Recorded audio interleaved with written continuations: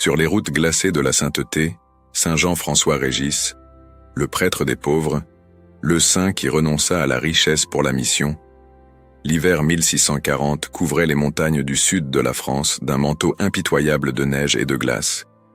Les villages du Vivarais, isolés par la tempête, semblaient oubliés du monde. Le vent hurlait entre les vallées comme une complainte ancestrale, et peu osaient sortir de leur maison. Mais il y avait un homme qui défiait le froid mordant. Un jésuite de 43 ans dont le cœur brûlait d'une flamme plus intense que n'importe quelle cheminée. Il s'appelait Jean-François Régis, et il marchait sur les routes glacées, ne portant qu'un bâton, un bréviaire usé et une détermination inébranlable à porter la parole de Dieu dans les coins les plus oubliés de France. En ces jours sombres du XVIIe siècle, l'Europe respirait les airs turbulents de la contre-réforme. La foi catholique, défiée par la réforme protestante, cherchait à se renouveler à travers des hommes et des femmes d'une vertu extraordinaire. Parmi eux, les jésuites se distinguaient comme des soldats spirituels, des missionnaires infatigables qui portèrent l'Évangile aux confins de la terre. Et parmi ces jésuites, il y en avait un qui allait devenir une légende, l'apôtre du Velay, le prêtre des pauvres, celui qui troqua une vie de confort contre la plus dure des missions. L'histoire de Saint Jean-François Régis n'est pas seulement le récit d'un saint, c'est le témoignage vivant d'un choix radical, d'un homme né dans un berceau doré, mais qui a choisi de marcher pieds nus sur les routes poussiéreuses de la charité. C'est la saga de quelqu'un qui aurait pu jouir des privilèges de la noblesse française, mais qui préféra le confessionnal froid d'une église de village, écoutant des heures durant les confessions des paysans analphabètes, des bergers rudes, des femmes désespérées qui vendaient leur corps dans les rues des villes. Quand Jean-François naquit, le 31 janvier 1597, dans la prospère ville de Fontcouverte, en Languedoc français, personne n'aurait pu imaginer le destin extraordinaire qui l'attendait. La maison des Régis était connue pour sa prospérité et sa respectabilité. Son père, Jean Régis, était un commerçant prospère, et sa mère, Marguerite de Cugugnan, venait d'une famille de bonne réputation. La vie souriait à cette famille, et le petit Jean-François était destiné à hériter non seulement de richesses matérielles, mais aussi d'une position confortable dans la société française. Mais Dieu avait d'autres plans. Et ces plans commencèrent à se révéler dès la plus tendre enfance du garçon, lorsque ses parents remarquèrent quelque chose de différent chez cet enfant. Tandis que d'autres enfants jouaient dans les rues de Fontcouverte, Jean-François cherchait les coins silencieux de la maison pour prier, pendant que d'autres garçons rêvaient d'aventures chevaleresques et de conquêtes mondaines. Il se passionnait pour les histoires des saints et des martyrs que sa pieuse mère lui racontait avant de dormir.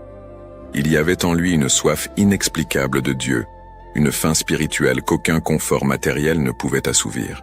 Peu à peu, cet enfant sensible et contemplatif façonna son cœur non pas pour les affaires de son père ou pour les fastes du monde, mais pour un appel plus élevé, plus exigeant, plus absolu. C'était comme si, depuis le berceau, une voix intérieure lui murmurait que sa vie ne lui appartenait pas, qu'il avait été mis à part pour quelque chose de plus grand, pour une mission qui exigerait tout de lui, sa jeunesse, sa santé, ses rêves personnels, et finalement, sa propre vie. Fontcouverte, où tout a commencé, était une ville petite mais animée, située au cœur d'une région de vignobles et de champs fertiles. Les rues pavées résonnaient du bruit des marchés, du tintement des pièces, des conversations animées des commerçants. La famille Régis participait activement à cette vie prospère, et le jeune Jean-François grandit entouré de tous les avantages que l'argent pouvait acheter. Bonne éducation, beaux vêtements, nourriture abondante, un avenir assuré. Mais pour lui, tout cela résonnait comme une prison dorée. Son esprit aspirait à des horizons plus vastes, à une richesse d'un autre ordre. Quand il regardait les pauvres qui mendiaient au coin des rues, quand il voyait les malades abandonnés, quand il entendait parler des villages reculés où les gens vivaient sans prêtre, sans sacrement, sans espoir, son cœur se serrait. Une compassion ardente s'emparait de son être, mêlée à une sainte indignation contre l'injustice et l'abandon. La France de cette époque était un pays de contrastes violents. La cour royale à Paris vivait dans une splendeur presque obscène, tandis que les paysans des provinces mouraient de faim. Les guerres de religion avaient laissé des cicatrices profondes dans l'âme nationale. Catholiques et protestants se haïssaient avec une intensité qui tachait de sang les rues des villes. Les hérésies se répandaient, comme de la mauvaise herbe en sol fertile. L'immoralité sévissait dans toutes les classes sociales. C'était une époque qui réclamait des prophètes, des saints, des hommes et des femmes prêts à tout sacrifier pour racheter la dignité de la foi et l'espoir du peuple. Et Jean-François, ce garçon calme et pieux, était en train d'être forgé par Dieu pour être l'un de ses prophètes. Il ne le savait pas encore, mais sa vie deviendrait un phare de lumière au milieu des ténèbres. Un témoignage vivant qu'il est possible de vivre l'Évangile de manière radicale même en temps de crise. Son voyage le mènerait des rues confortables de Fontcouverte jusqu'aux montagnes glacées du Velay, des salons parfumés de la noblesse jusqu'aux huttes fétides des lépreux, des rêves d'une jeunesse privilégiée jusqu'à la réalité brutale d'une mort prématurée causée par l'excès de travail et l'exposition au froid. Mais avant qu'il n'atteigne cette fin glorieuse, il y aurait un long chemin à parcourir, rempli de choix difficiles, d'épreuves douloureuses, de renoncements qui lui arracheraient des larmes. Il y aurait des nuits de tentation, où le démon lui murmurerait à l'oreille qu'il gaspillait sa vie, qu'il pourrait être riche et respecté, qu'il n'avait pas besoin de se sacrifier autant. Il y aurait des jours de découragement, où le froid pénétrerait jusqu'à ses os, et où il se demanderait si cela valait vraiment la peine de continuer. Il y aurait des moments de solitude profonde, où même ses frères jésuites ne le comprendraient pas pleinement. Mais il y aurait aussi et surtout des moments de grâce ineffable, où le ciel s'ouvrirait, et où il sentirait la présence de Dieu si vivement qu'aucun doute ne pourrait subsister. Il y aurait des conversions miraculeuses, des pécheurs endurcis qui se prosterneraient à ses pieds pour demander pardon. Il y aurait des guérisons inexplicables, comme cette occasion légendaire où sa propre jambe cassée se rétablit instantanément après une prière fervente. Il y aurait des foules qui l'acclameraient comme un saint de son vivant, pressentant en lui quelque chose de divin, quelque chose qui transcendait le purement humain. L'histoire de Saint Jean-François Régis est donc l'histoire d'une passion.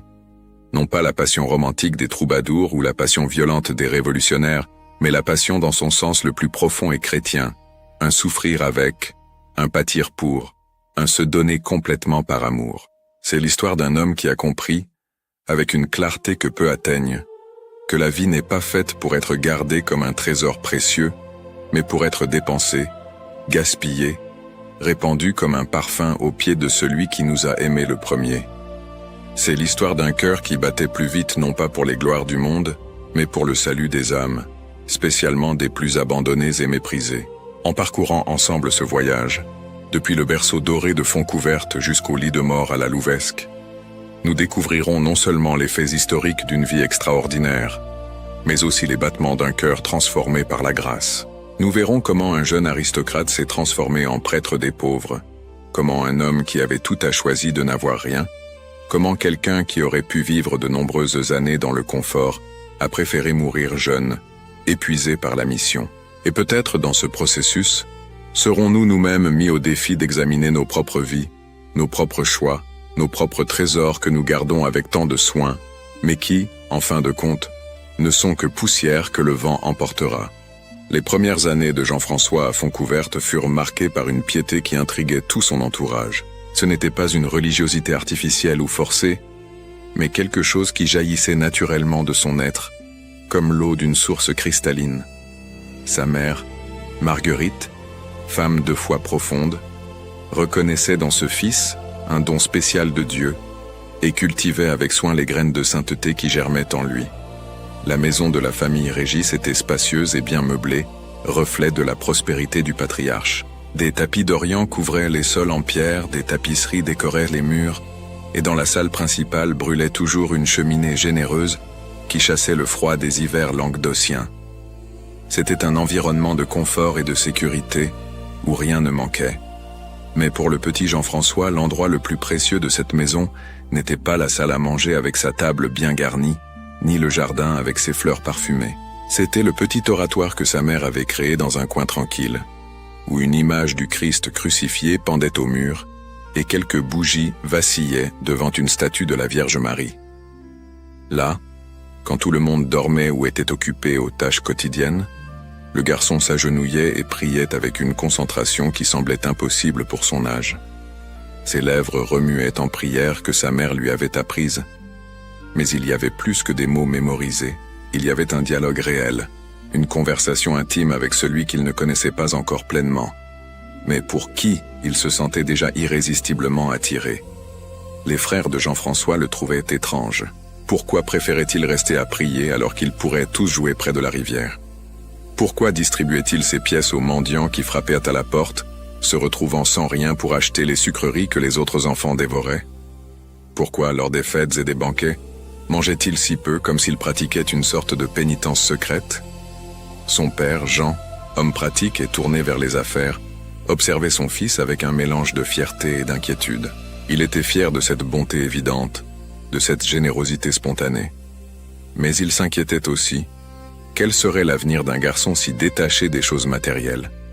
Comment dirigerait-il les affaires familiales s'il ne montrait aucun intérêt pour elles? Serait-il apte au monde compétitif et souvent brutal du commerce? Les rues de Fontcouverte à la fin du XVIe siècle étaient un microcosme de la société française. Des nobles montés sur de splendides chevaux passaient à côté de mendiants déguenillés. De riches marchands négocièrent des contrats tandis que des enfants affamés regardaient à travers les vitrines des boulangeries. L'église locale, centre de la vie spirituelle de la communauté, voyait ses bancs pleins le dimanche. Mais combien de ceux qui s'y agenouillaient vivaient réellement selon l'Évangile? Jean-François percevait ces contradictions avec une acuité déconcertante pour son âge. Il voyait les riches qui entraient à l'église en arborant leurs bijoux et leurs vêtements coûteux, mais qui en sortaient sans donner un sou aux pauvres qui imploraient à la porte. Il voyait les pieux qui priaient avec ferveur pendant la messe, mais qui durant la semaine exploitèrent leurs employés et trompèrent dans les affaires. Il voyait, enfin, l'immense distance entre ce que les gens professaient et ce qu'ils vivaient réellement. Et cela le blessait profondément, non pas avec l'indignation moralisatrice de celui qui se juge supérieur, mais avec la tristesse authentique de celui qui aime et voit ceux qu'il aime se perdre. Très tôt, une question martelait son cœur. Comment était-il possible que le monde soit si plein d'injustice et de souffrance, si Dieu existait et était bon? Et aussitôt venait une autre question, plus troublante encore. Que pouvait-il, lui, Jean-François, y faire? Quand il avait environ 8 ans, un épisode se produisit qui marquerait profondément sa conscience. Un hiver particulièrement rigoureux s'abattit sur le Languedoc, apportant une neige abondante et des températures glaciales.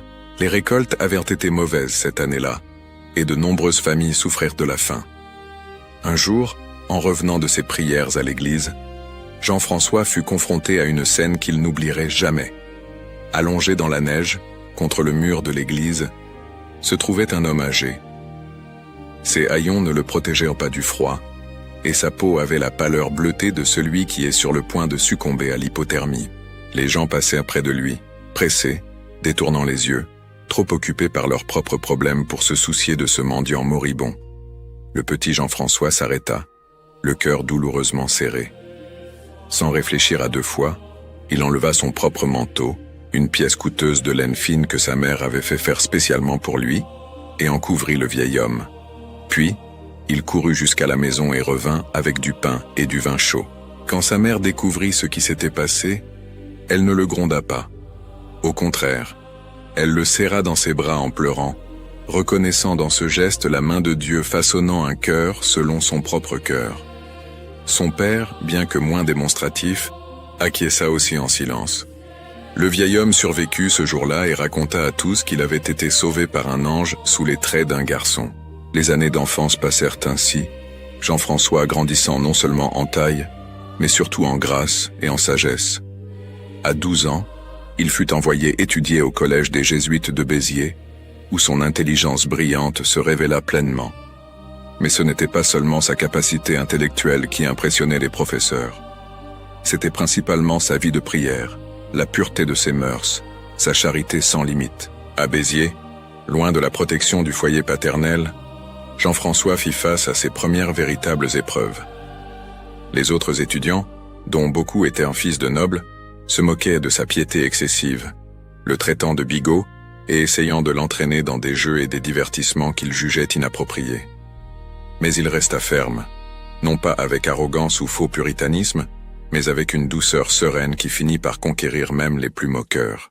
Il y avait un professeur jésuite à Béziers, le père Mathieu, qui observait Jean-François avec une attention particulière. Il reconnaissait chez ce jeune homme les signes sans équivoque d'une vocation religieuse. Et plus que cela, d'une vocation missionnaire. Il voyait en lui le même feu qui brûlait dans le cœur de François Xavier, qui avait porté l'Évangile jusqu'aux confins de l'Asie. Il voyait la même détermination inébranlable d'Ignace de Loyola, fondateur de la Compagnie de Jésus. Et il priait avec ferveur pour que ce jeune homme talentueux ne se laisse pas séduire par les offres du monde. Un jour, après la messe matinale, le père Mathieu appela Jean-François pour une conversation privée. Le soleil du matin entrait par les fenêtres du collège, et les sons lointains de la ville qui s'éveillaient leur parvenaient comme un murmure. « Jean-François » commença le prêtre, sa voix douce mais pénétrante. « As-tu déjà pensé à ce que Dieu attend de toi? À quel est ton chemin ?» Le jeune homme, qui avait alors 15 ans, resta silencieux un moment. Ses yeux bruns, profonds et sérieux au-delà de son âge, rencontrèrent ceux du prêtre. « J'y pense tous les jours, mon père, » répondit-il enfin. « Et je ressens un appel de plus en plus clair. Mais j'ai aussi peur. » Peur de quoi? Peur de ne pas être digne, peur d'échouer, peur de décevoir Dieu et mes parents. Mon père attend que je reprenne les affaires familiales. Comment puis-je l'abandonner? Comment puis-je quitter ma mère? Et pourtant, comment puis-je ignorer cette voix qui ne me laisse pas en paix, qui me dit que j'ai été fait pour quelque chose de plus? Le père Mathieu sourit avec tendresse. Il connaissait bien cette lutte intérieure, la tension entre l'amour filial et l'appel divin. C'était une tension à laquelle tout appelé était confronté. Jean-François écoute attentivement. Dieu n'appelle jamais personne à une voie qui ne soit la meilleure, non seulement pour la personne, mais aussi pour ceux qu'elle aime. S'il t'appelle, il pourvoira à tout ce qui est nécessaire pour que tu puisses répondre. Quant à la peur de ne pas être digne, souviens-toi, personne n'est digne par ses propres mérites. C'est la grâce qui nous rend dignes, et elle ne manque jamais à celui qui la cherche d'un cœur sincère. Ces paroles restèrent gravées dans l'âme de Jean-François comme sculptées dans la pierre. Dans les mois qui suivirent, sa certitude grandit. Oui, Dieu l'appelait. Non pas à une vie ordinaire, non pas au confort et à la sécurité que son origine lui procurerait, mais à quelque chose de bien plus exigeant et infiniment plus gratifiant. Il serait jésuite. Il serait missionnaire. Il porterait la lumière du Christ dans les endroits les plus sombres, aux âmes les plus abandonnées. Telle serait sa vie, son but, sa raison d'exister. Quand il partagea enfin sa décision avec ses parents, la réaction fut mitigée. Sa mère pleura des larmes de joie mêlées de tristesse, heureuse de voir un fils consacré à Dieu, mais triste de la séparation qu'elle savait inévitable. Son père resta silencieux un long moment, luttant contre des sentiments contradictoires. Finalement, il posa la main sur l'épaule de son fils et dit simplement « Si c'est ce que Dieu veut, qui suis-je pour m'y opposer? Va avec ma bénédiction, mon fils. Mais promets-moi une chose, n'oublie jamais d'où tu viens et utilise les dons que Dieu t'a donnés pour faire le bien. » Jean-François promit, et il tiendrait cette promesse de manière que lui-même ne pouvait imaginer à ce moment-là. En 1615, à l'âge de 18 ans, Jean-François frappa à la porte du noviciat jésuite de Toulouse. C'était un matin d'automne, et les feuilles dorées tombèrent des arbres comme des bénédictions silencieuses. Il ne portait qu'un petit baluchon, avec quelques vêtements et ses livres les plus chers. Il laissait derrière lui le confort, la richesse, les perspectives brillantes que le monde lui offrait. Et il entrait dans une vie de discipline rigoureuse, d'obéissance absolue et de pauvreté volontaire. Le noviciat jésuite n'était pas pour les cœurs faibles. Ignace de Loyola avait établi une formation qui testait non seulement l'intelligence, mais surtout le caractère. Les novices se levaient avant l'aube pour la prière du matin, passaient des heures en méditation silencieuse, étudiaient la théologie et la philosophie avec acharnement, travaillaient à des tâches humbles comme nettoyer les couloirs et servir aux cuisines. C'était une routine qui brisait l'orgueil, polissait l'âme et façonnait des hommes prêts à tout sacrifice. Jean-François plongea dans cette vie avec une ferveur qui impressionnait même les formateurs les plus expérimentés. Tandis que d'autres novices se plaignaient du froid des cellules non chauffées, il semblait ne même pas le remarquer. Tandis que d'autres luttaient contre la monotonie des longues heures de prière silencieuse, il les désirait encore plus longues. Tandis que d'autres mangeaient avec appétit la nourriture simple du réfectoire, il pratiquait des jeûnes secrets qui rendaient son corps de plus en plus maigre. Le père maître du noviciat, un jésuite vétéran nommé Pierre Dalmas, observait Jean-François avec une attention croissante. Il voyait en lui des vertus extraordinaires, mais il percevait aussi des dangers. Cette soif de mortification, ce désir ardent de pénitence, ce mépris du corps pouvaient facilement basculer dans un fanatisme maladif s'il n'était là pas tempéré par la prudence.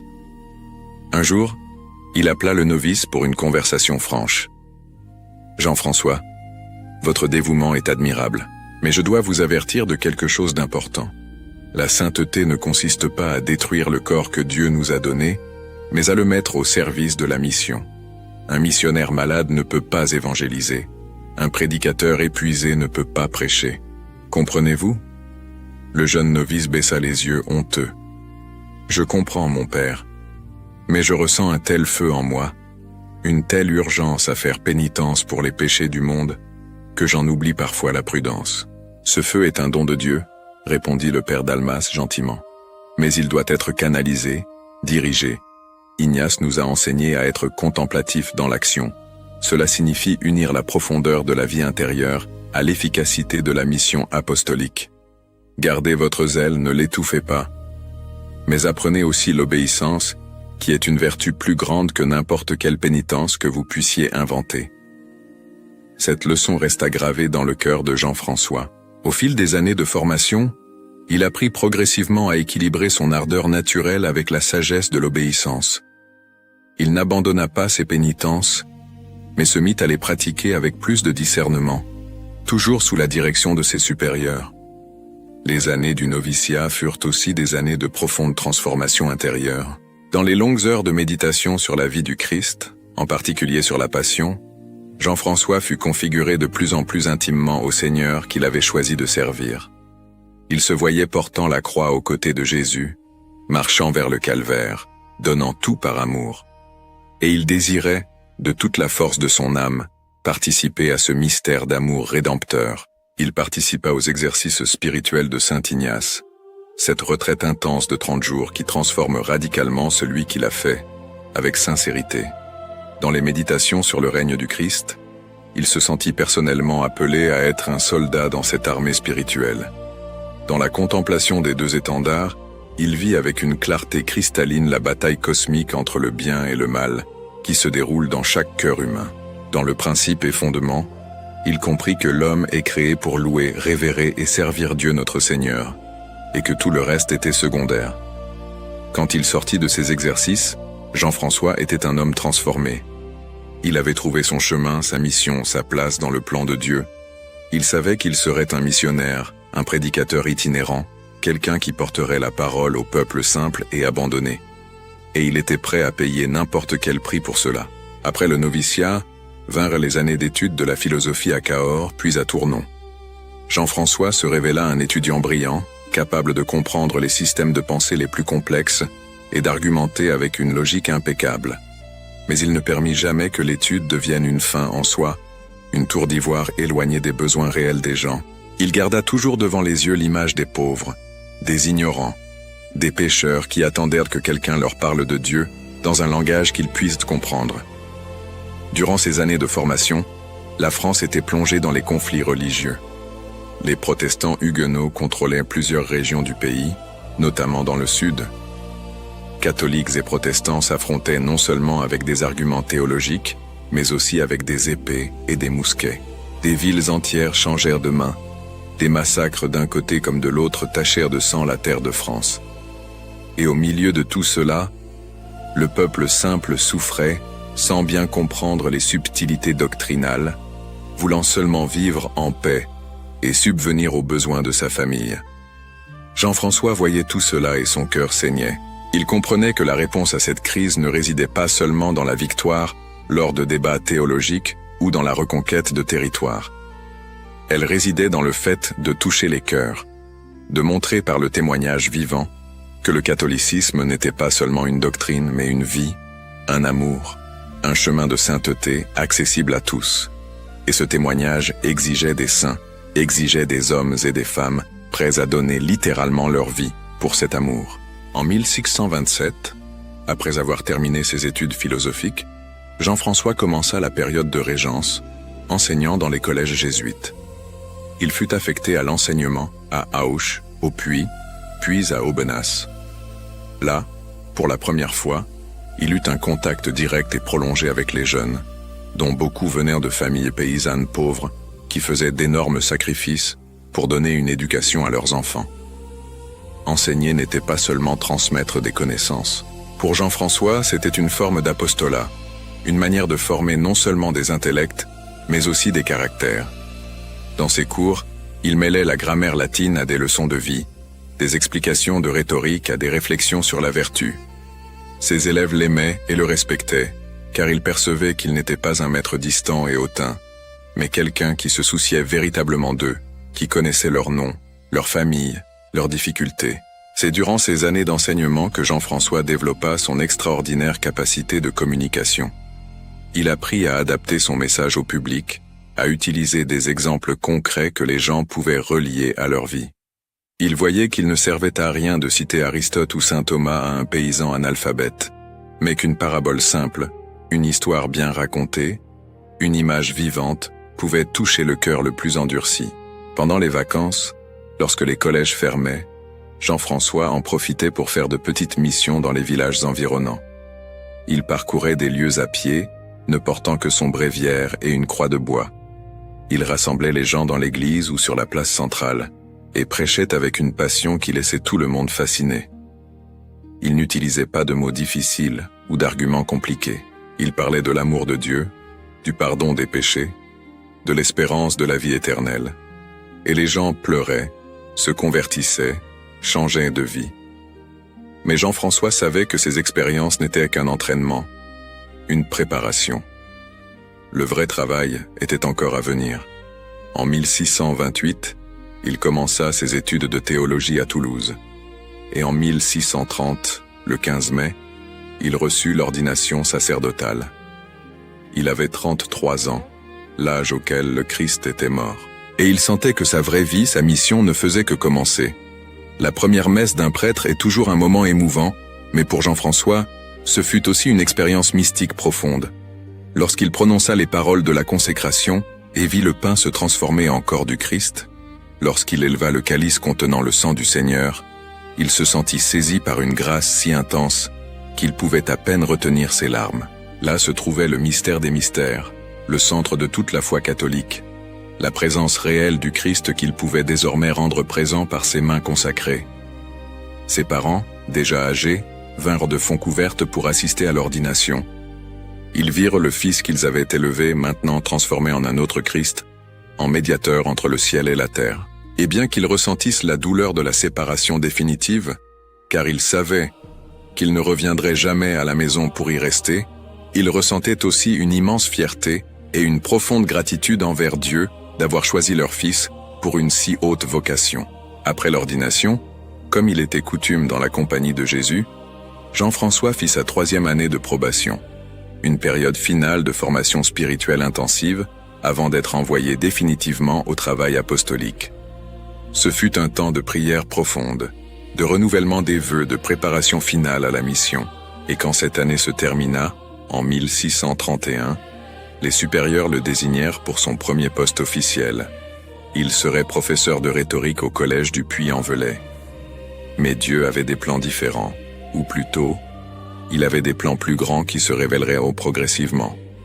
Le Puy-en-Velay serait bien sa destination, mais pas en tant que professeur. Ce serait le point de départ de l'une des missions les plus extraordinaires de l'histoire de la Compagnie de Jésus en France. Le Puy-en-Velay, situé au cœur de la région montagneuse du Velay, dans le sud de la France, était une ville au contraste saisissant. Sa cathédrale majestueuse, dédiée à Notre-Dame, dominait le paysage urbain, et il y avait là une ancienne tradition de pèlerinage marial. Mais derrière la façade religieuse, la réalité était sombre. La population rurale environnante vivait dans des conditions misérables. De nombreux villages n'avaient pas vu de prêtre depuis des années. L'ignorance religieuse était généralisée, mêlée à des superstitions païennes. L'immoralité sévissait, notamment dans les grandes villes où la prostitution était ouverte et effrénée. Quand Jean-François Régis arriva au Puy-en-Velay en 1632, il comprit immédiatement que là se trouvait son véritable champ de mission.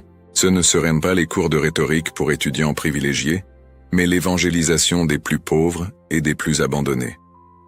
Il alla trouver son supérieur et lui demanda la permission de se consacrer aux missions itinérantes. Le supérieur, reconnaissant le zèle extraordinaire de ce jeune prêtre, lui accorda la permission à une condition, qu'il se consacre aux villages reculés pendant l'hiver et aux villes pendant l'été. Ainsi commença la phase la plus intense et la plus fructueuse de la vie de saint Jean-François Régis. Pendant 10 ans, de 1632 à 1642, il allait devenir une légende vivante dans le Velay et les régions environnantes du Vivarais et du Forez. Sa méthode était simple mais redoutablement efficace. Il arrivait dans un village, souvent après avoir marché des lieues sur des routes boueuses ou des sentiers enneigés. Il cherchait l'église locale, généralement petite et mal entretenue. Il sonnait la cloche pour rassembler les gens, et il commençait à prêcher. Ses prédications n'étaient pas des sermons académiques truffés de latin et de citations des pères de l'Église. C'étaient des récits vivants, dramatiques, pleins d'émotions. Il racontait l'histoire de Jésus comme si c'était une nouveauté, comme si elle s'était produite la veille. Il décrivait la passion avec une telle intensité que de nombreux auditeurs tombaient à genoux en pleurant. Il parlait de l'amour de Dieu avec une telle conviction que les cœurs les plus endurcis étaient émus. Et il offrait, toujours, le pardon des péchés à travers le sacrement de la confession. Le confessionnal devint le centre de son ministère. Il passait des heures, parfois des jours entiers, à écouter les confessions. Des paysans rudes qui ne s'étaient pas confessés depuis des décennies venaient à lui en balbutiant leurs péchés. Des femmes honteuses de leur vie de prostitution trouvaient en lui non pas le jugement, mais la miséricorde. Des hommes qui avaient commis des crimes terribles découvraient qu'il y avait un espoir de pardon. Et tous sortaient transformés de cette rencontre. L'un des aspects les plus admirables du ministère de saint Jean-François Régis était son attention aux détails pratiques. Il ne se contentait pas de prêcher et de confesser. Il voyait les besoins matériels des gens et cherchait à les aider. Quand il découvrit que de nombreuses femmes se prostituaient non par vice mais par nécessité économique, il fonda au Puy-en-Velay une maison d'accueil et de réinsertion. Là, ces femmes trouvaient un abri, apprenaient un métier et recevaient un soutien pour reconstruire leur vie. C'était une initiative révolutionnaire pour l'époque. Une reconnaissance que la charité chrétienne doit être intégrale, prenant soin autant de l'âme que du corps. Ces voyages à l'intérieur des terres étaient de véritables épopées de résistance physique et de détermination spirituelle. Les hivers dans le Velay étaient rudes. La neige couvrait les montagnes sur des mètres de profondeur et les températures chutaient bien en dessous de zéro. Les routes, quand elles existaient, devenaient impraticables. Mais c'était précisément en hiver que Jean-François intensifiait son travail, car il savait que c'était à ce moment-là que les villages étaient les plus isolés et les plus nécessiteux d'assistance spirituelle. Une fois, en plein janvier, il partit visiter une série de villages dans le Vivarais. La neige tombait sans arrêt, et le vent hurlait comme un animal furieux. Ses compagnons jésuites tentèrent de l'en dissuader, arguant que c'était un suicide de sortir dans ces conditions.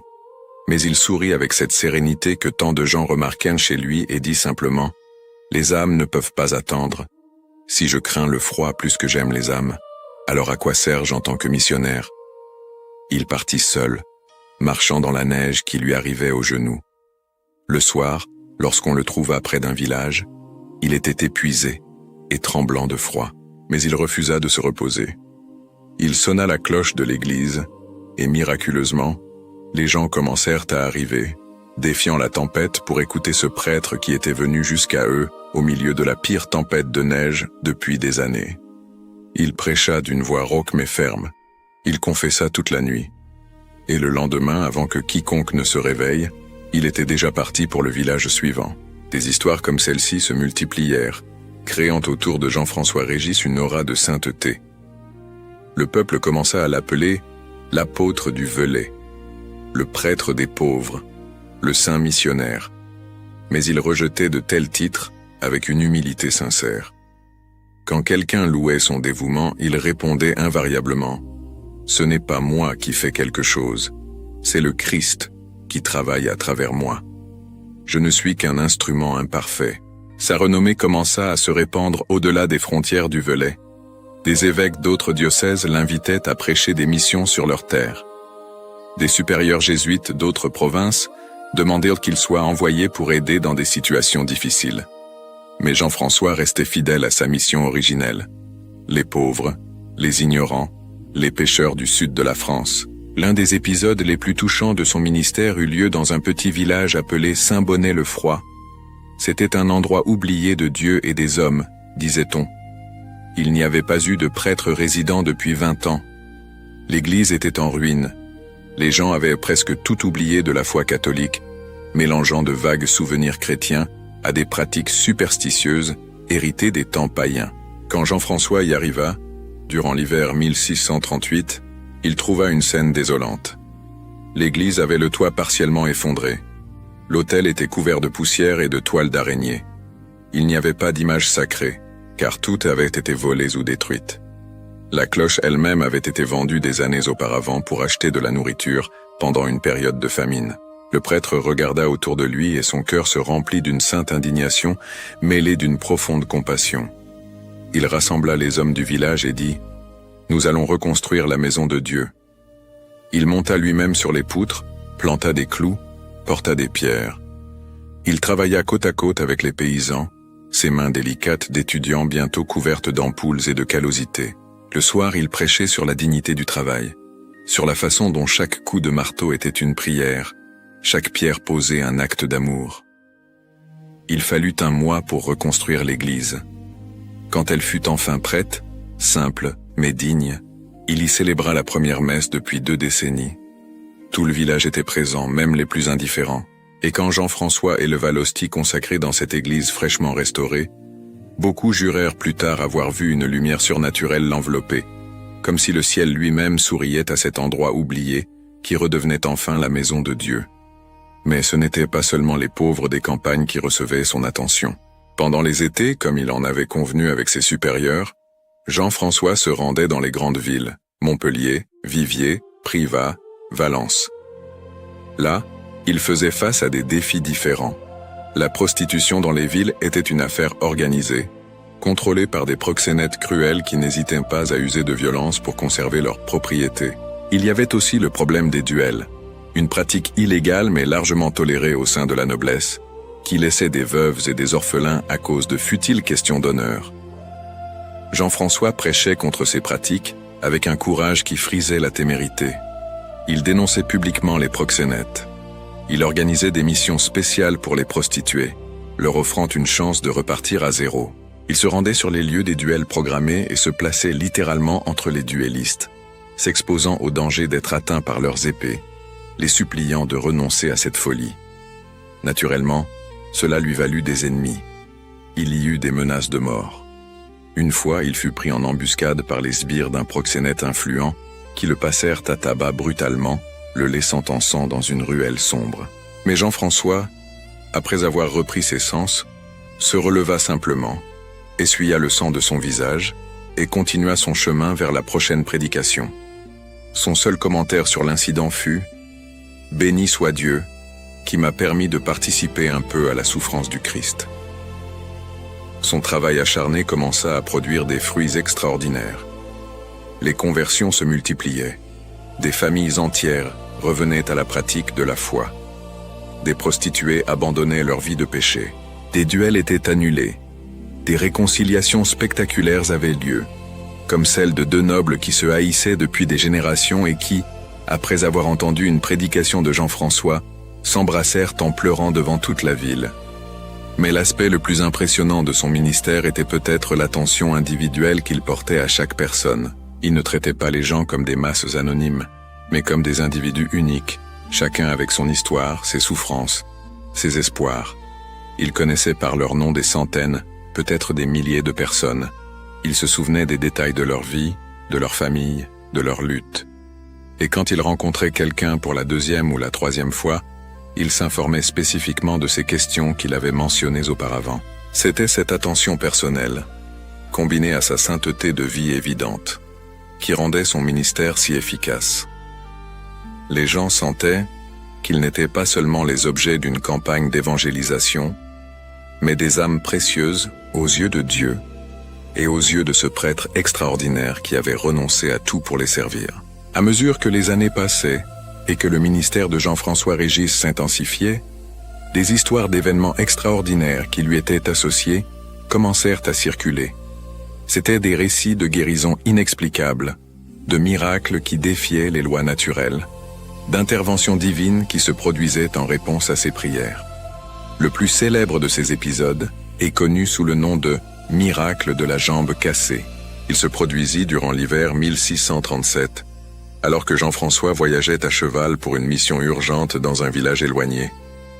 Le chemin était traître, couvert de glace, et le cheval, normalement calme, prit peur de quelque chose dans la forêt. Il se cabra violemment, désarçonnant son cavalier. Jean-François tomba lourdement, et le son de l'os qui se brise résonna sinistrement dans la solitude de la forêt. La douleur était atroce, et quand il tenta de se relever, il vit que sa jambe gauche était dans une position anormale, clairement fracturée. Il était seul, à des lieues de tout village, et la température chutait rapidement. S'il ne recevait pas d'aide rapidement, il mourrait congelé avant l'aube.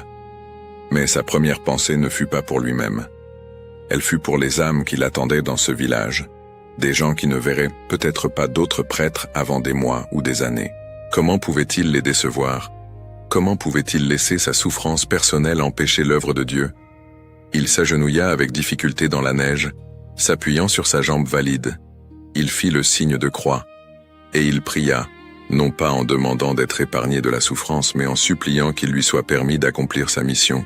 Ses paroles étaient simples, directes, pleines d'une foi qui n'admettait aucun doute. « Seigneur, si c'est ta volonté que je continue, donne-moi la force. Si ce n'est pas le cas, j'accepte ma mort ici. Mais que ta volonté soit faite, non la mienne. » Ce qui se passa ensuite n'eut pour seul témoin que les pins silencieux et le ciel étoilé. Selon ce que Jean-François lui-même rapporta des années plus tard, sous l'obéissance de son confesseur qui insista pour qu'il consigne l'événement, il sentit une chaleur intense parcourir sa jambe. La douleur disparut instantanément. Quand il baissa les yeux, sa jambe était parfaitement normale, sans aucun signe de fracture. Il se leva, incrédule. Il fit quelques pas expérimentaux. Il sauta. Il courut. Rien. Aucune douleur. Aucune limitation. C'était comme si la chute n'avait jamais eu lieu. Il récupéra son cheval, qui paissait tranquillement à quelques mètres, monta en selle et poursuivit son voyage. Il arriva au village avant l'aube et prêcha la mission comme il l'avait prévu, sans mentionner l'incident à personne. Mais un des paysans, qui était parti chasser tôt, l'avait vu tomber et était parti chercher de l'aide. Quand il revint avec d'autres hommes, s'attendant à trouver le prêtre blessé ou mort, il découvrit avec stupeur qu'il était déjà parti. Ils suivirent ses traces dans la neige jusqu'au village et l'y trouvèrent en train de prêcher dans l'église, en parfaite santé. L'histoire se répandit comme une traînée de poudre, et bien que Jean-François tenta de la minimiser, disant que la chute n'avait peut-être pas été aussi grave qu'il n'y paraissait, les paysans étaient certains d'avoir été témoins d'un miracle. Un autre épisode marquant survint lors d'une épidémie de peste qui ravagea la région de Montpellier en 1639. La peste, ce fléau médiéval qui hantait encore périodiquement l'Europe, était une sentence de mort quasi certaine. Les médecins fuyaient les villes touchées. Des familles entières étaient décimées. La peur était si grande que les malades étaient abandonnés, laissés pour mourir seuls dans leurs maisons verrouillées. Quand la nouvelle de l'épidémie parvint au puits, le supérieur de Jean-François lui interdit formellement de s'y rendre. « Vous êtes jeune et en bonne santé, » argumenta-t-il. « Nous ne pouvons pas gaspiller votre vie dans une mission suicide. » Mais Jean-François voyait la situation différemment. « Mon père, » répondit-il respectueusement mais fermement. « N'est-ce pas précisément quand le danger est le plus grand que les soldats du Christ doivent être présents? Si je fuis la peste, comment puis-je demander aux autres d'affronter leur peur? » Il partit sans permission explicite, ce qui constituait techniquement une violation de l'obéissance jésuite. Mais il ressentait une conviction intérieure inébranlable que Dieu l'appelait à cette mission. Quand il arriva à Montpellier, il trouva une ville fantôme. Les rues, normalement animées, étaient désertes. Le silence n'était rompu que par les cris d'agonie occasionnels venant des maisons verrouillées et par le grincement des charrettes qui ramassèrent les morts. Jean-François se rendit directement à l'hôpital provisoire, où les quelques malades qui avaient encore de la famille étaient emmenés. La vision était terrifiante. Des corps empilés, des gens gémissant d'agonie, l'odeur nauséabonde de la mort et de la maladie. Les quelques infirmiers qui n'avaient pas fui étaient épuisés, faisant le minimum nécessaire pour ne pas être contaminés. Le prêtre jésuite retroussa ses manches et commença à travailler. Il lavait les malades, leur donnait à boire, leur tenait la main pendant qu'ils mouraient, mais surtout, il leur offrait les sacrements. Confession, onction des malades, communion pour ceux qui pouvaient encore avaler. Il travaillait jour et nuit, presque sans manger ni dormir. Sa soutane de jésuite s'imprégna de l'odeur de la peste, sa peau se couvrit de plaies à force d'être en contact constant avec les malades. Pendant des semaines, il s'occupa de centaines de victimes de la peste. Et voici le fait extraordinaire. Il ne tomba jamais malade. Statistiquement, c'était impossible. Presque tous ceux qui entraient en contact étroit avec les pestiférés contractaient la maladie. Beaucoup mouraient. Mais Jean-François resta en bonne santé, plein d'énergie, infatigable. Les médecins eux-mêmes étaient perplexes. Quand l'épidémie passa enfin et qu'il retourna au puits, son supérieur le réprimanda pour sa désobéissance, mais il y avait de l'admiration mêlée à la réprimande.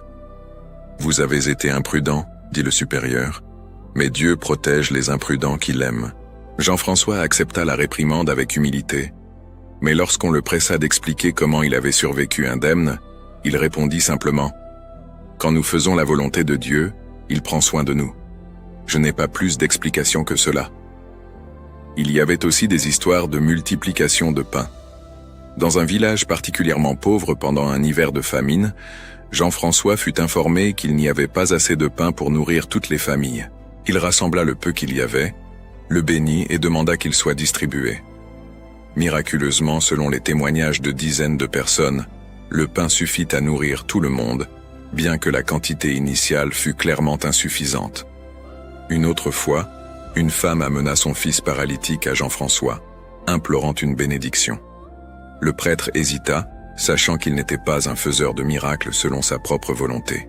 Mais touché par la foi désespérée de cette mère, il posa les mains sur la tête de l'enfant et pria. Le garçon se leva immédiatement et commença à marcher.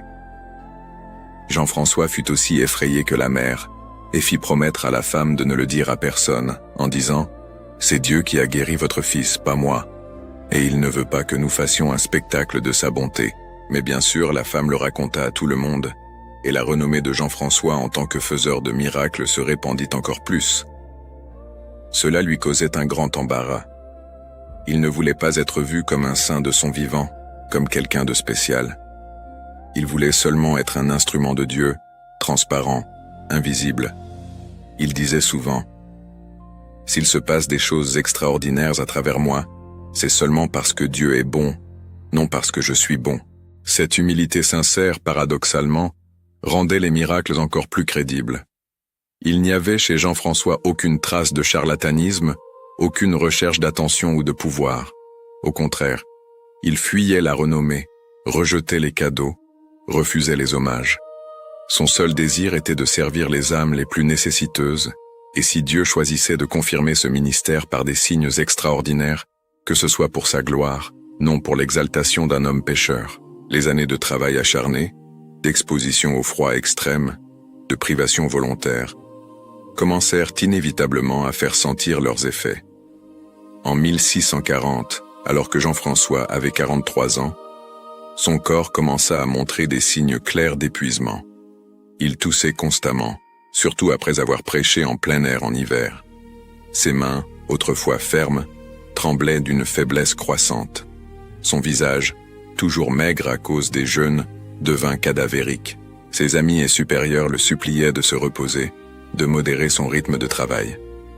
Mais il refusait.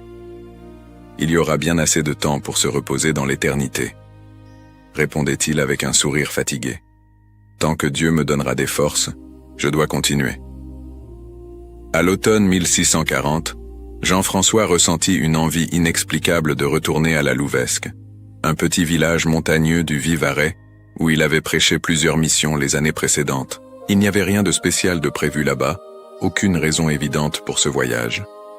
Mais quelque chose en lui insistait sur le fait qu'il devait y aller. La Louvesque était située dans une région particulièrement isolée, accessible uniquement par des sentiers escarpés et dangereux. En hiver, il était presque impossible de s'y rendre. Mais c'était en décembre, et Jean-François partit seul, contre tous les conseils. L'hiver cette année-là arriva tôt, et avec violence. La neige commença à tomber dès la mi-décembre, et les températures chutèrent. Quand Jean-François arriva à la Louvesque le 26 décembre, il était clairement malade. Il crachait du sang, avait une forte fièvre, pouvait à peine tenir debout. Le curé local, alarmé par son état, insista pour qu'il se repose. Mais Jean-François demanda la permission de prêcher une dernière mission. « Je sens que c'est pour cela que je suis venu, » dit-il. « Je ne peux pas partir sans donner ce dernier message. » Pendant 3 jours, du 27 au 29 décembre, il prêcha avec une intensité qui semblait surnaturelle. Sa voix, bien que rauque et faible, portait une force qui pénétrait les cœurs. Il parlait de la brièveté de la vie, de la nécessité d'être prêt à rencontrer Dieu à tout moment, de l'amour infini qui nous attend de l'autre côté. C'était comme s'il donnait son témoignage final, son dernier message au monde. Le 30 décembre, il se réveilla incapable de se lever. La fièvre était très élevée, et il était clair qu'il avait contracté une pneumonie, cette maladie qui au XVIIe siècle était presque toujours mortelle. Le curé local envoya chercher un médecin dans la ville la plus proche, mais la tempête de neige rendait les routes impraticables. Il n'y avait rien à faire d'autre qu'attendre. Jean-François passa cette journée à perdre et reprendre conscience. Dans ces moments de lucidité, il priait son bréviaire, les lèvres remuant en prière silencieuse. Il demanda à recevoir l'extrême onction, le sacrement des mourants, et lorsque l'huile sainte fut ointe sur son front et ses mains, son visage s'illumina d'une paix qui transcendait la souffrance physique.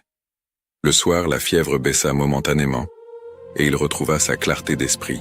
Il demanda qu'on lui apporte du papier et de l'encre, et de ses mains tremblantes, il écrivit ces derniers mots, une lettre à ses supérieurs jésuites. Il y remerciait pour l'opportunité d'avoir servi dans la compagnie de Jésus, demandait pardon pour toute faute qu'il aurait pu commettre, et exprimait sa gratitude d'avoir pu passer sa vie parmi les pauvres. La lettre se terminait par ces mots. « Je meurs heureux, car je sais que ma vie n'a pas été vaine.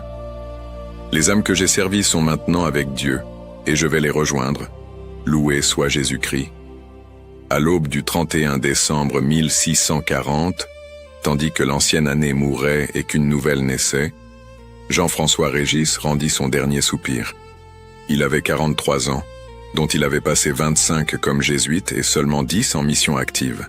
Mais en ces 10 années, il avait transformé spirituellement toute une région de France, touché des milliers de vies et laissé un héritage de sainteté qui perdurerait pendant des siècles. La nouvelle de sa mort se répandit rapidement, malgré la tempête. Et quelque chose d'extraordinaire se produisit. Le peuple des villages environnants, défiant la neige et le froid, commença à converger vers la Louvesque. Ils vinrent par milliers, paysans pauvres et nobles riches, pêcheurs qu'il avait convertis et saints qu'il avait inspirés. Ils voulaient voir une dernière fois ce prêtre qui leur avait montré le visage de Dieu. Son corps fut placé dans la petite église de la Louvesque, et pendant 3 jours, une procession continue de personnes passa devant lui, pleurant, priant, touchant ses vêtements comme s'il s'agissait de reliques. Beaucoup témoignèrent que son visage, même dans la mort, gardait une expression de sérénité et même de joie. D'autres jurèrent avoir senti un parfum suave émaner de son corps, bien que ce fût en plein hiver et qu'il n'y eut pas de fleurs aux alentours. Les funérailles furent une célébration de la vie plus qu'une lamentation sur la mort. Le prêtre qui présida la messe funèbre dit dans son homélie « Nous ne pleurons pas pour lui, mais pour nous-mêmes, car nous avons perdu un ami, un guide, un saint.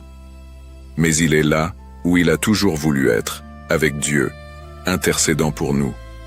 Et son œuvre continue, car il a planté des graines qui porteront du fruit pendant des générations. » Jean-François Régis fut enterré dans cette petite église de la Louvesque.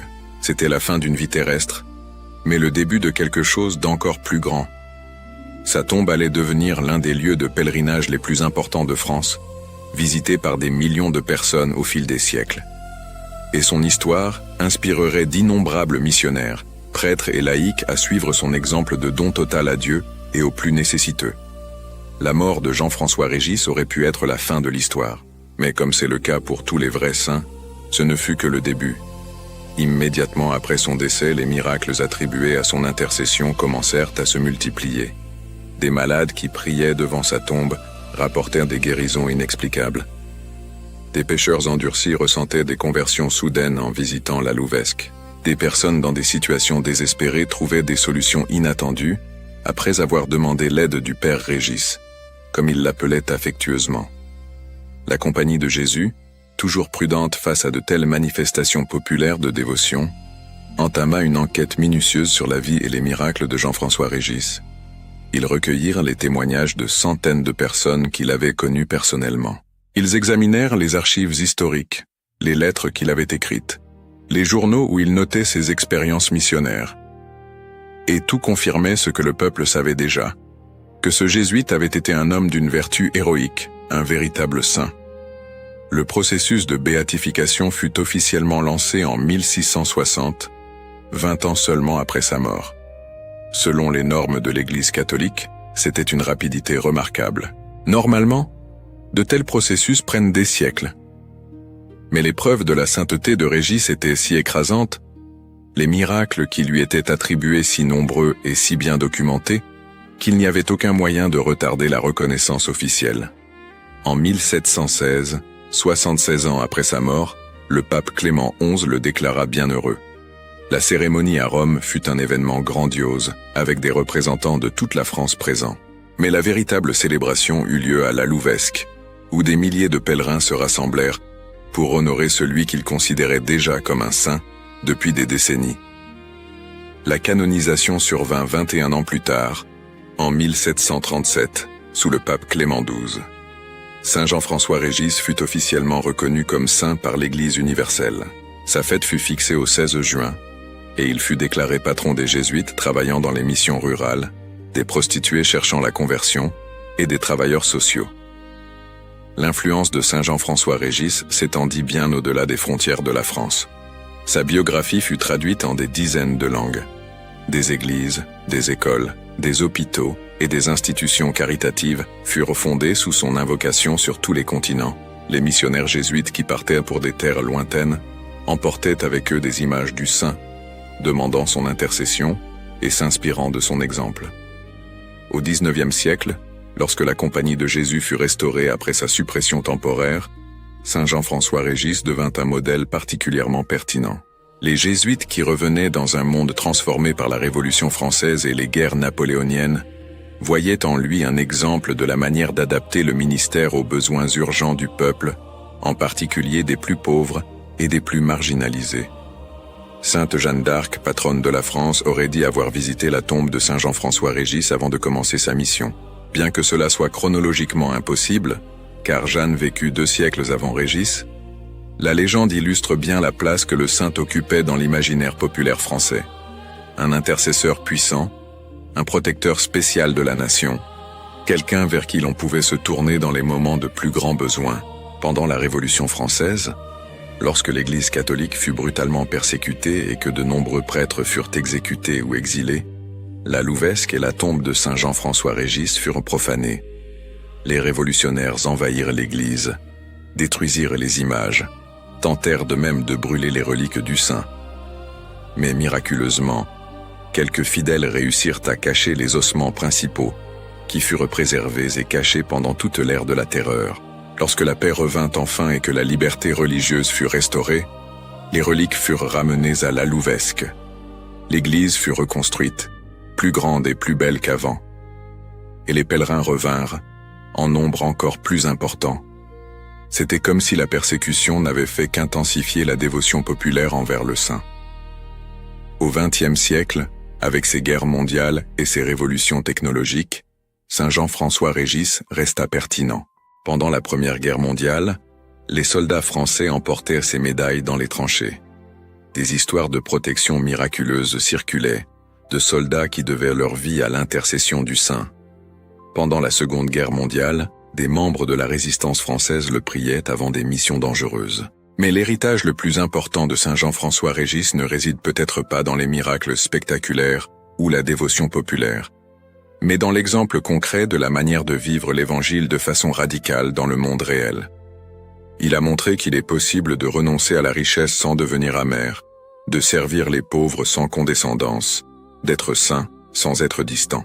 Sa maison d'accueil pour prostituées au Puy-en-Velay est devenue un modèle pour d'innombrables institutions similaires à travers le monde. Sa méthode de missions itinérantes a influencé des générations de prédicateurs populaires. Son insistance sur la dignité de chaque personne, aussi déchue soit-elle, a anticipé de plusieurs siècles la doctrine sociale moderne de l'Église. Saint Jean-François-Régis a enseigné que la véritable évangélisation ne peut être séparée de la promotion humaine, que prêcher l'Évangile signifie aussi nourrir les affamés, abriter les sans-abri, défendre les marginalisés. Il a vécu ce que le pape François, des siècles plus tard, appellerait l'option préférentielle pour les pauvres. Sa vie est aussi un témoignage éloquent contre le matérialisme qui domine encore aujourd'hui notre société. Dans un monde obsédé par l'accumulation de richesses, il a choisi la pauvreté. Dans une culture qui valorise le confort par-dessus tout, il a volontairement embrassé l'austérité. À une époque qui mesure le succès en termes de pouvoir et de prestige, il a cherché à servir les plus méprisés. Et le plus remarquable, il était heureux. Non pas du bonheur superficiel de l'hédonisme, mais de la joie profonde de celui qui a trouvé le vrai sens de la vie. Ses contemporains témoignaient unanimement que, malgré toutes les privations et souffrances, Jean-François-Régis était une personne radieuse, pleine de paix intérieure et de sérénité. Son visage, disait-il, était toujours illuminé d'un sourire, même dans les moments les plus difficiles. Cette joie dans le sacrifice est peut-être l'aspect le plus contre-culturel de sa sainteté. Notre époque associe le bonheur au plaisir, le succès à l'accumulation, l'épanouissement à la satisfaction des désirs. Saint Jean-François-Régis inversait toutes ces équations. Il trouvait du plaisir à servir, le succès à donner, l'épanouissement à se vider de soi-même. Au fil des siècles, d'innombrables légendes et traditions se sont développées autour de Saint Jean-François-Régis. Certaines ont un fondement historique solide, d'autres sont des embellissements pieux, mais toutes révèlent comment le saint a capturé l'imagination populaire et est resté vivant dans la mémoire collective. L'une des traditions les plus anciennes est celle de la pluie de Saint-Régis. On dit que lorsqu'il y a une sécheresse prolongée, les gens prient le saint pour demander la pluie, et leurs prières sont souvent exaucées. L'origine de cette tradition pourrait être liée au fait que beaucoup de ces missions se déroulaient dans des régions agricoles, où ils comprenaient l'angoisse des paysans qui voyaient leurs récoltes mourir par manque d'eau. Des témoins ont rapporté que parfois, après ces prédications et prières publiques pendant les périodes de sécheresse, la pluie finissait par arriver. Il y a aussi la légende du chemin de Saint-Régis. On dit que les nuits d'hiver, surtout près de la date de sa mort le 31 décembre, les marcheurs solitaires dans les montagnes du Vivarais voient parfois une silhouette lumineuse marchant sur les anciens sentiers que le saint parcourait. La silhouette disparaît lorsque quelqu'un s'approche mais laisse un sentiment de paix et de sécurité. Beaucoup de ceux qui affirment avoir eu cette expérience disent qu'ils étaient perdus ou en danger, et que la vision mystérieuse les a guidés vers un lieu sûr. Une tradition particulièrement touchante existe parmi les femmes qui ont quitté la prostitution. Dans la maison d'accueil que Saint Jean-François a fondée au Puy-en-Velay, tenue jusqu'à aujourd'hui par des religieuses dévouées au même ministère, il existe un rituel qui date du XVIIIe siècle. Lorsqu'une femme décide de recommencer sa vie, elle reçoit une petite croix en bois, sculptée supposément dans le même style que celle que le saint portait lors de ses missions. La femme la garde comme symbole de sa nouvelle vie et comme rappel qu'il y a toujours un espoir de repartir à zéro. Il y a des histoires de conversion spectaculaires attribuées à l'intercession du saint. L'une des plus célèbres concerne un noble français du XVIIIe siècle, connu pour être un libertin et un blasphémateur, qui se moquait publiquement de la religion. Lors d'une visite à la Louvesque, par curiosité morbide plus que par dévotion, il entra dans l'église où se trouvait la tombe du saint. Selon son propre récit ultérieur, il sentit quelque chose d'inexplicable l'envahir à l'approche de la tombe.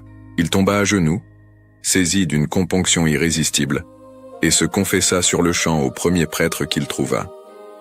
Il changea complètement de vie, devenant un catholique fervent et consacrant sa fortune à des œuvres de charité.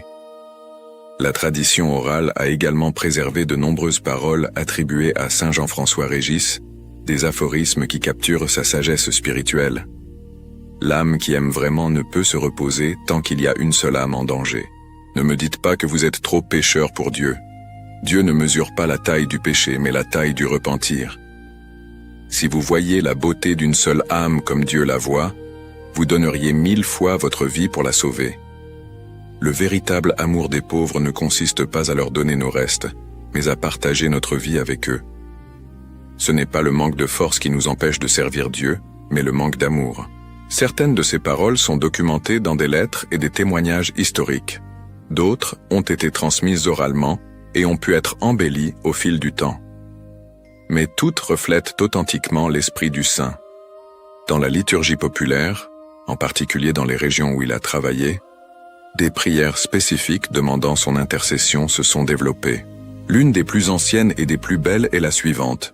Saint Jean-François Régis, qui avait renoncé à la richesse pour servir les pauvres, enseignez-nous la vraie valeur des choses. Vous qui avez marché sur des montagnes glacées pour porter la parole aux oubliés, donnez-nous votre courage et votre zèle. Vous qui avez passé des heures au confessionnal à réconcilier les pécheurs avec Dieu, intercédez pour nous qui avons tant besoin de pardon. Vous qui êtes morts jeunes mais avez vécu intensément, aidez-nous à ne pas gaspiller notre vie. Priez Dieu pour nous, qui ne veut qu'aucune âme ne se perde, et obtenez-nous la grâce de vous rejoindre un jour au ciel. Amen. La Louvesque est devenue un important centre de pèlerinage, comparé par certains à Lourdes à plus petite échelle.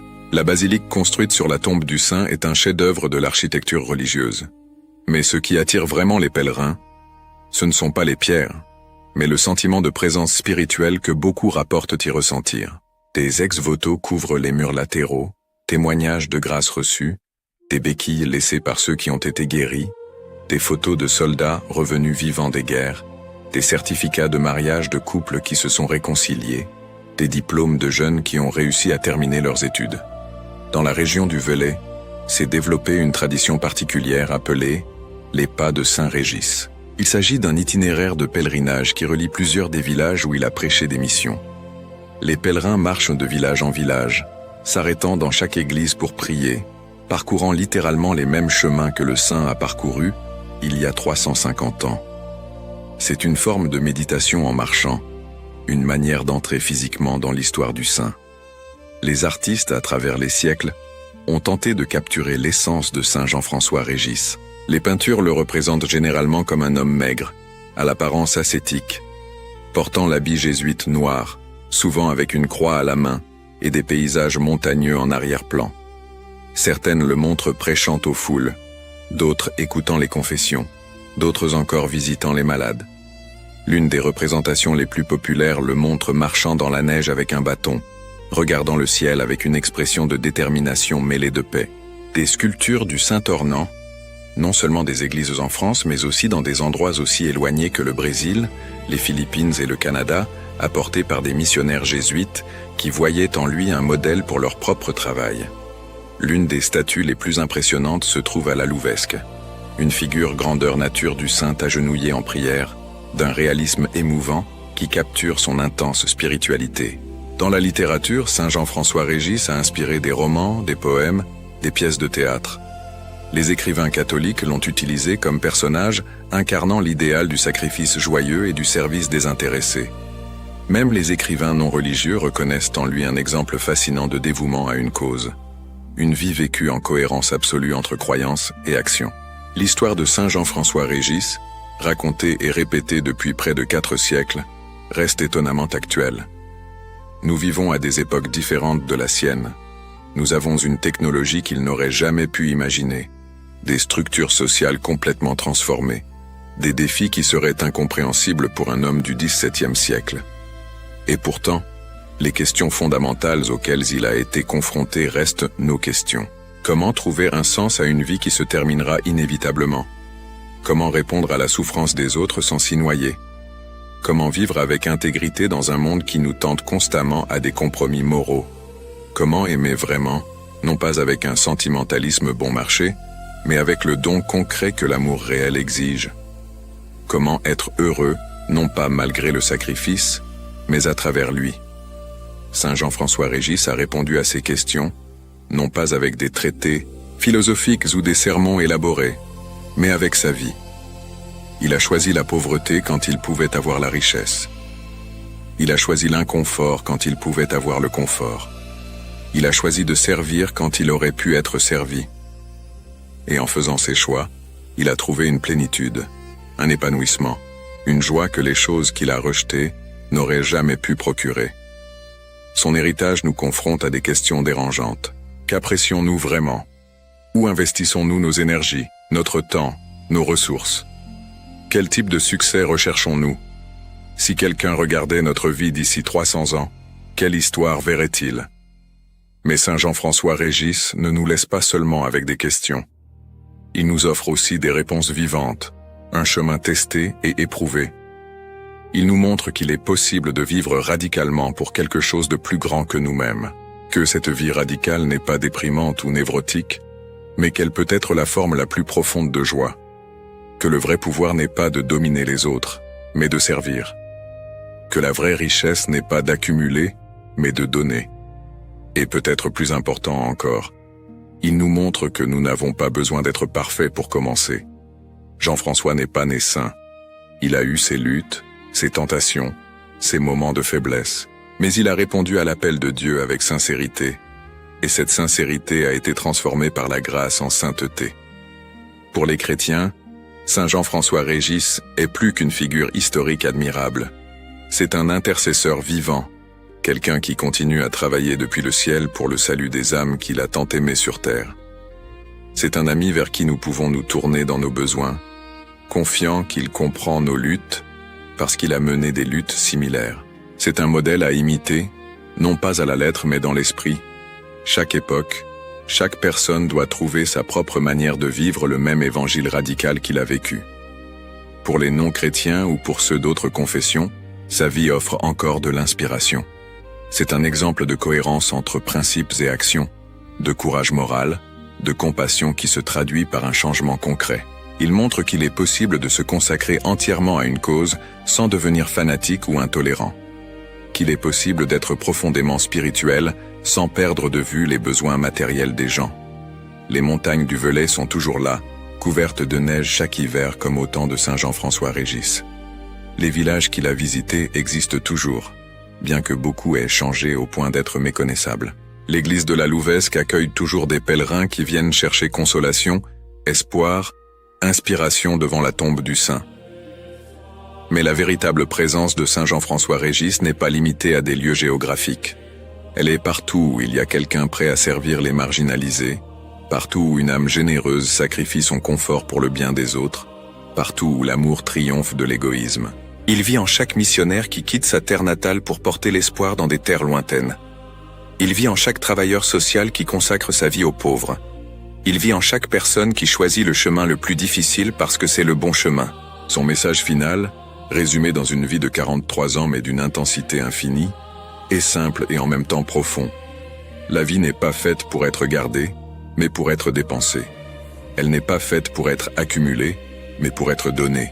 Elle n'est pas faite pour être préservée soigneusement, mais pour être lancée avec un joyeux abandon dans le grand projet de l'amour. Et ceux qui ont le courage de vivre ainsi découvrent un secret paradoxal.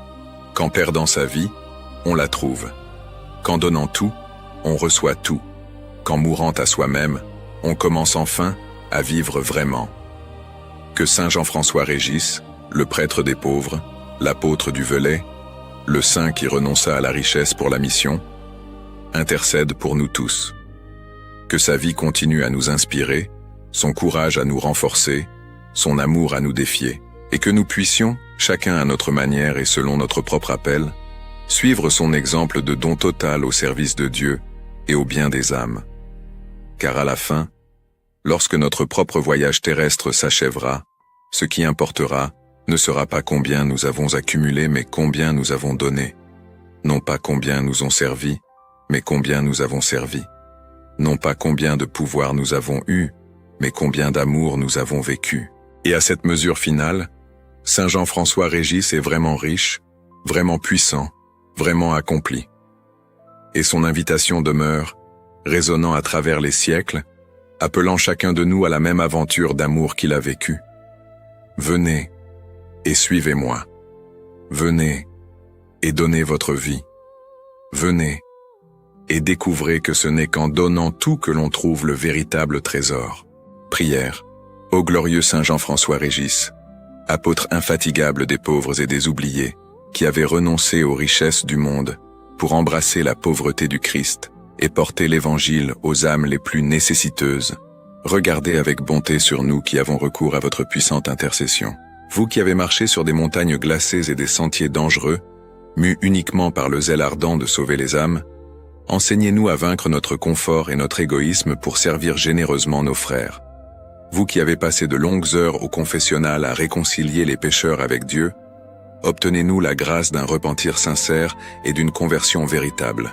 Vous qui avez accueilli avec tendresse les femmes déchues et les marginalisés de la société, aidez-nous à ne jamais juger ni mépriser ceux qui errent, mais à les aimer avec la miséricorde du Christ. Vous qui êtes morts jeunes, consumés par le feu de l'amour divin et les fatigues de la mission, enseignez-nous à ne pas gaspiller notre vie en choses vaines, mais à la dépenser généreusement au service de Dieu et du prochain. Intercédez pour nous auprès du Père Céleste.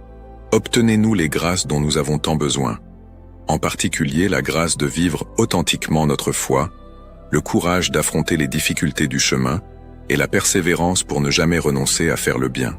Protégez les missions et les missionnaires qui portent l'Évangile aux confins de la terre.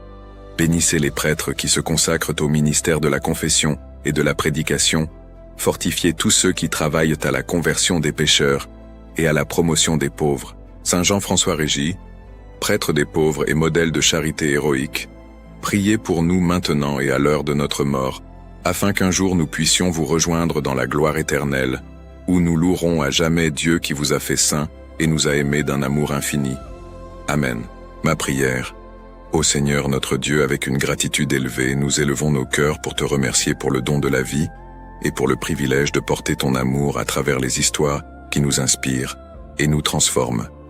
Nous te remercions, Père, de nous accorder la force, la sagesse et le courage de partager les enseignements de ton Évangile à travers ce canal, qui a été un phare d'espoir et de lumière au milieu des adversités du monde. Seigneur, nous reconnaissons que chaque vie est un don précieux, et nous sommes reconnaissants pour chaque instant qui nous est accordé pour témoigner et propager ta parole.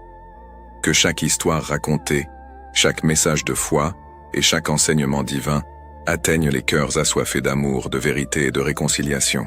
Nous te remercions pour l'inspiration qui nous guide, pour les bénédictions qui se multiplient, et pour l'opportunité de contribuer à la diffusion du christianisme, en apportant la lumière de ton amour à ceux qui cherchent direction et consolation.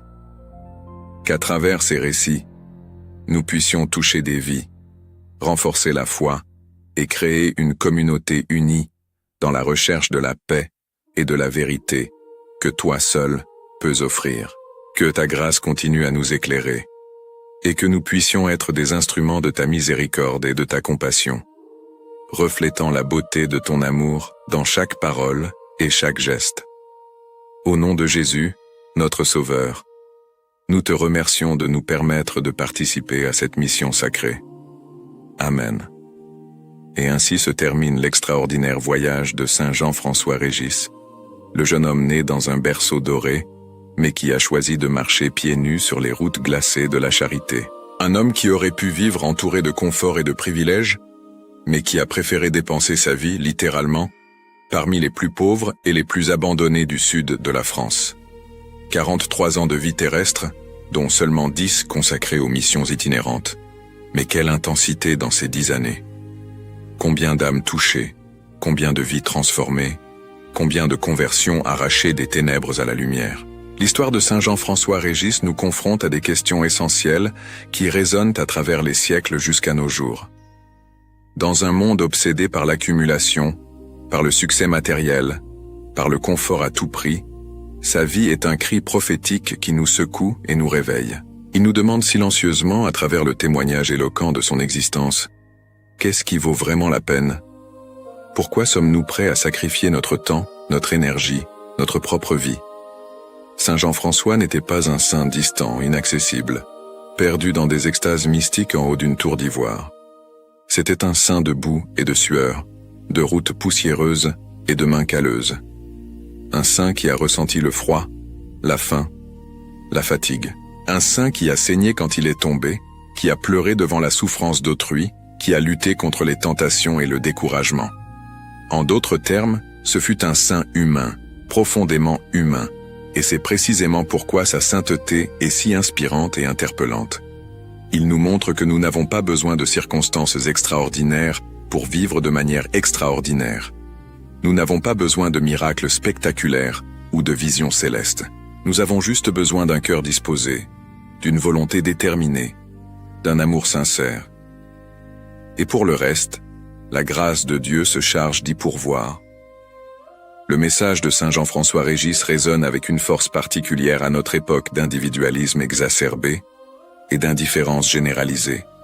Nous vivons à une ère de connexion virtuelle, mais de solitude réelle, d'abondance matérielle, mais de pauvreté spirituelle, de beaucoup de mots, mais de peu d'engagement concret.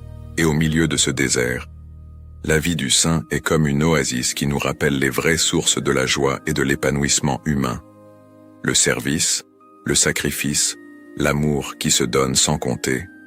Que cette histoire ne soit pas seulement un autre récit édifiant que nous écoutons et oublions. Qu'elle soit un appel, un défi, une invitation à examiner nos propres vies. Où investissons-nous nos trésors? Qui servons-nous vraiment? Quel héritage laisserons-nous lorsque notre voyage terrestre s'achèvera? Saint Jean-François Régis n'a vécu que 43 ans, mais sa vie a eu plus de densité, plus de sens, plus d'impact que celle de beaucoup qui vivent le double ou le triple de ce temps. Parce que ce qui compte, ce n'est pas le nombre d'années, mais la qualité de l'amour avec lequel nous les vivons. Ce n'est pas combien de temps nous avons, mais ce que nous faisons de ce temps précieux qui nous est donné. Sa tombe à la Louvesque continue de recevoir des pèlerins près de 4 siècles après sa mort. Pourquoi? Parce que les gens reconnaissent en lui quelque chose dont ils ont profondément soif. L'authenticité, le courage, l'amour véritable. Ils reconnaissent quelqu'un qui a vraiment vécu ce qu'il prêchait, qui a payé le prix de ses convictions, qui n'a pas eu peur d'aller jusqu'au bout. Et c'est peut-être la leçon la plus puissante de sa vie, que cela en vaut la peine. Que tout donner en vaut la peine, que dépenser sa vie pour les autres en vaut la peine, que renoncer au superflu pour embrasser l'essentiel en vaut la peine. Il est la preuve vivante, ou plutôt éternellement vivante, que le chemin de l'Évangile, aussi étroit et difficile soit-il, est le seul qui mène au vrai bonheur. Si cette histoire a touché votre cœur, si la vie de Saint Jean-François Régis a inspiré votre âme, si vous avez ressenti l'appel à vivre avec plus d'authenticité et de générosité, n'hésitez pas à vous abonner à la chaîne Histoire sacrée, la vie des saints. Ici, chaque semaine, nous vous présentons les biographies fascinantes des saints et saintes qui ont transformé le monde par leur vie extraordinaire. Chaque histoire est une leçon de foi, de courage et d'amour. Chaque récit est une invitation à grandir spirituellement et à découvrir votre propre appel à la sainteté. Partagez cette vidéo avec vos amis, votre famille, avec tous ceux qui ont besoin d'entendre ce message d'espoir et de transformation. Laissez votre like pour que l'algorithme propose cette histoire à plus de personnes qui ont besoin de connaître la vie inspirante de Saint Jean-François Régis. Votre soutien est essentiel pour que nous puissions continuer à produire du contenu de qualité sur la vie des saints. Et maintenant, une question pour réfléchir et pour que vous laissiez votre avis dans les commentaires. Si Saint Jean-François Régis vivait aujourd'hui, dans notre monde moderne, avec tous ses défis et opportunités, où pensez-vous qu'il agirait? Qui seraient les pauvres et les abandonnés qu'il chercherait à servir dans notre société actuelle? Partagez votre opinion dans les commentaires. Créons une communauté de réflexion et d'inspiration mutuelle. Ne partez pas encore. Juste au-dessus, apparaît une vidéo choisie spécialement pour vous, poursuivant ce voyage spirituel à travers la vie des saints. Chaque histoire que nous partageons est une graine d'espoir, un rayon de lumière dans les ténèbres, un appel à la transformation. Regardez-la maintenant et laissez une autre vie sainte inspirer votre chemin. Que Saint Jean-François Régis intercède pour nous tous, que son courage nous fortifie, que sa charité nous inspire, et que son amour pour les pauvres nous incite à sortir de notre zone de confort pour servir le Christ dans nos frères les plus nécessiteux. À la prochaine vidéo. et que Dieu bénisse abondamment votre vie et votre famille.